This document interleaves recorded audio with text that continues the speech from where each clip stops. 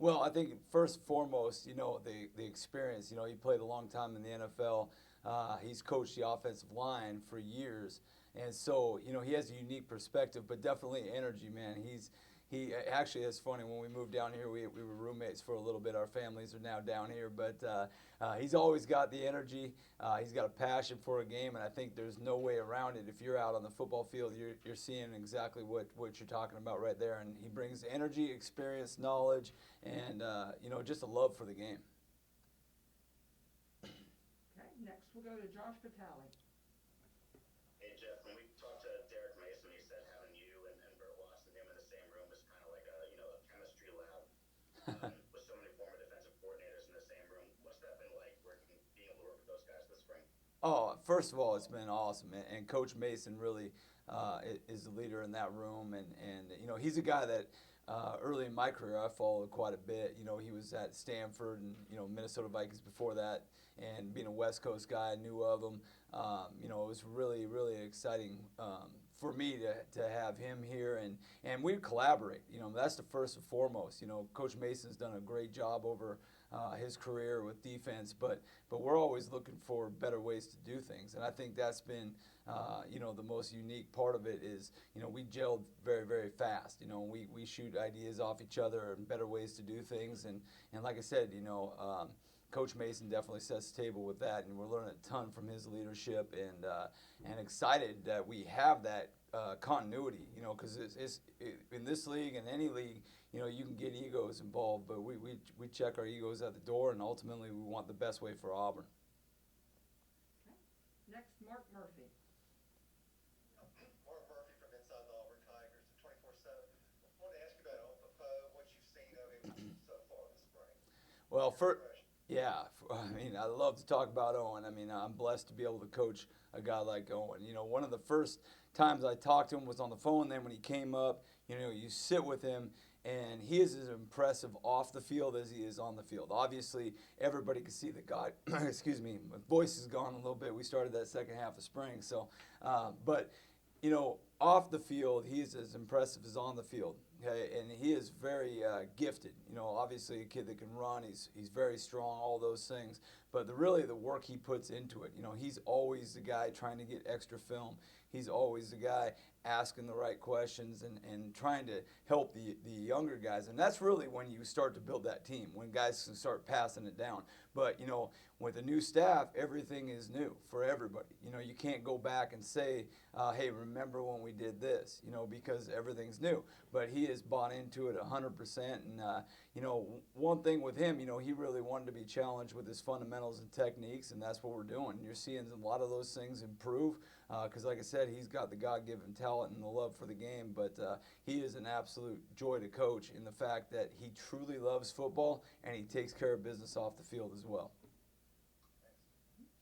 Question from Gianna Vaughn. Hi, Gianna Hunt from AL.com. So when we were talking to Brad Riddell, he was saying that one of the big things was he just wanted to stay on Harson's staff so much to the point that he switched to tight ends coach. How did that kind of work out for you? Was that also kind of a thought process that you wanted to keep working with Harson?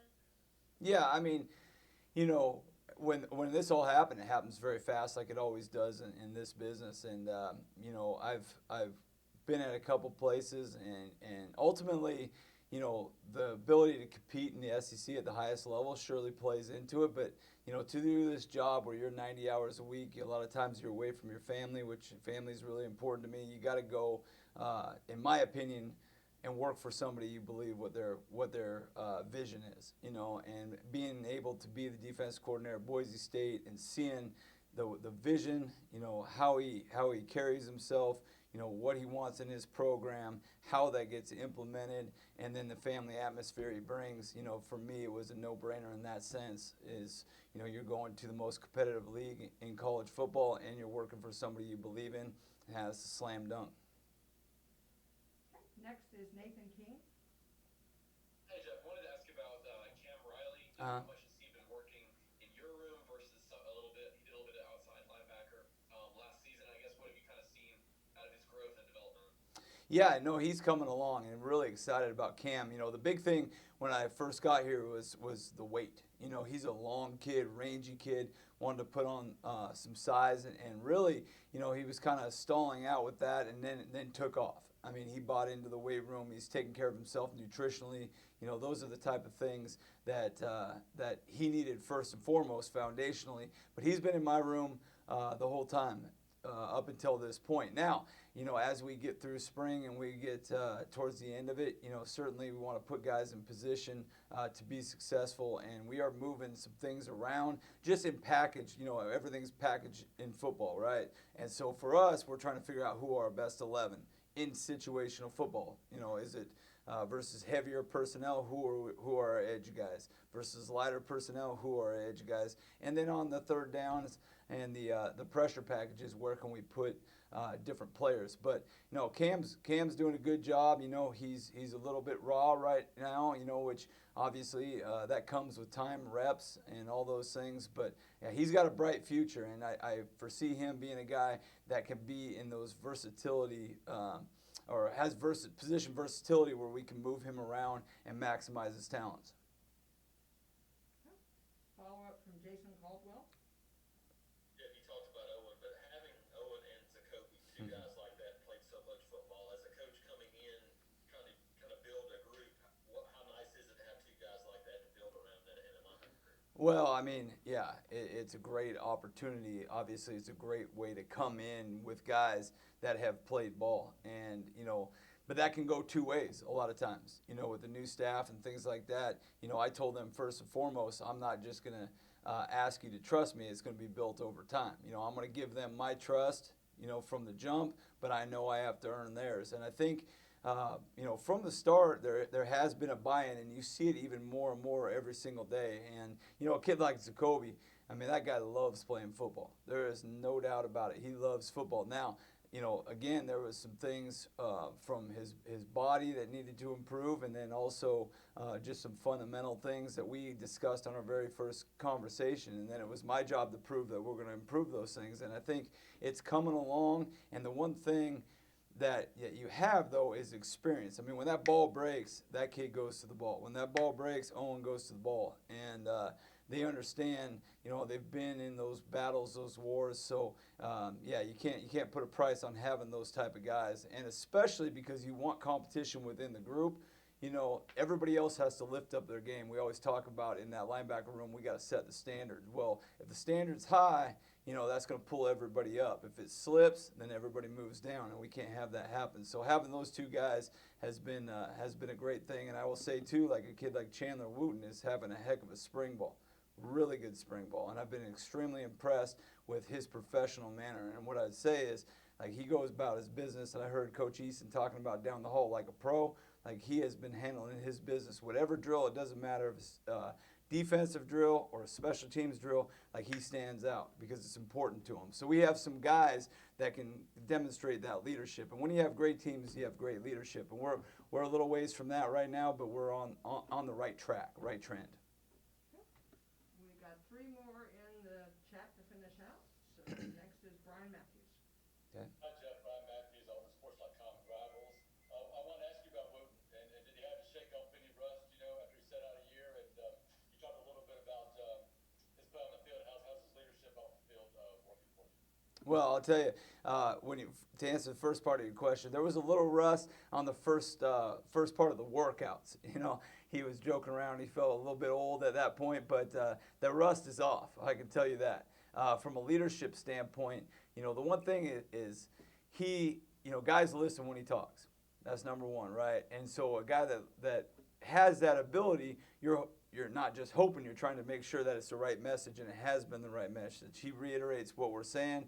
You know, he does a great job of self-diagnosing too. So he's not one of those guys that's just pointing at other people. If he does something wrong, he's owning it. And that's a big step for everybody when we're talking about a new staff and those type of things. You know, the teams that get split are the ones that blame, complain, defend themselves. But I have not seen anything like that from Chandler. And really, you know, on the daily, I think his performance and his voice are on the right trend. I always talk about trends because one day doesn't really cut it, right? You can have a good day or a bad day, but what's your trend? And his trend is pointing in the right direction, both on the field and with his off-the-field leadership.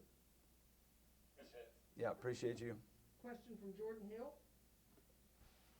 Hey Jeff, Jordan Hill with Auburn News. I wanted to ask, for you and for Coach Harsin and the Boise State assistants that came in, what was the challenge like as far as recruiting during this dead period and trying to get settled, all of you guys trying to get settled in with that? Yeah, I mean that's the deal, and that's obviously it's not a secret that the recruiting, especially in this part of the country, is at a very, very high level. And the challenge is you can't get out and get face to face with people because we believe 100% in connection and relationships, and you got to do a great job of connecting through things like this, through Zoom, through calls, through FaceTimes, and do it the best you can. And that also goes for the high school coaches. Like, it's really, really important to me. I coached high school football when I first started and probably wouldn't be in this position if I didn't. High school coaches, to me, are the backbone of this whole sport, and not to be, after spring, it's not like we can go right down the road and get face-to-face with them. So it has certainly been a challenge, but I think, we're doing the best with what we have right now and trying to be as creative as possible within the rules to make sure that we touch as many people as possible and build those relationships to the best of our ability under the circumstances. But certainly I am looking forward to getting face-to-face with some people. There's no doubt about it because, this is it's changed the way the whole world has worked. I mean, look at what we're doing right now, right? But there is some advantages, and we got to just look back when this thing is over and say, okay, what are the advantages to doing what we had to do, keep those, and then get back to some personal connection as well. And we'll finish up with Tom Green. Hey Jeff, Tom Green with AL.com. Tom? When Nick was in here, he was just talking about how high energy Burt Watts is as a coach. Just what's it like working side by side with someone who's got that much energy, and what has he really brought to this staff? Oh, I think 100%. I mean, special teams, man, you touch everybody in the facility. I had the opportunity to be a special teams coordinator early in my career for 7 years, and you're in front of the team, and your voice is being heard by pretty much the whole team almost every single day. So you got to bring that energy. And Bert has no problem doing that. That's for sure, man. He's laced up at practice. He's running around, loud and high energy, chasing guys to the ball. And we didn't really know each other very well, but we knew of each other, being from the West Coast, and he had been in the Big Sky at one point, and we had been both in the Mountain West. And so he was a guy I was excited to work with. We have similar philosophy on how defense should be played, and that obviously fits under Coach Mason's scheme and the way he wants to run things. And it's been great. I mean, I'll be honest, it's been better than I expected it would be good because I know how Coach Harsin goes through his hiring process. I've been a part of that, but it's been better than expected as far as how we've gelled from a chemistry standpoint as a staff, as a whole staff, and Coach Etheridge being on, former Auburn Tiger, and I got to know him through this process prior to him being hired. And then you talk about a guy with high energy like Burt Watts, Coach Eason, Coach Mason. Man, we are really excited to be working together, and really it has probably gone as seamless as it can go under the circumstances with being a new staff. But yeah, no question, Coach Watts brings the juice, and he's a pleasure to work with. Coach, thank you very much. We Thank appreciate you. it.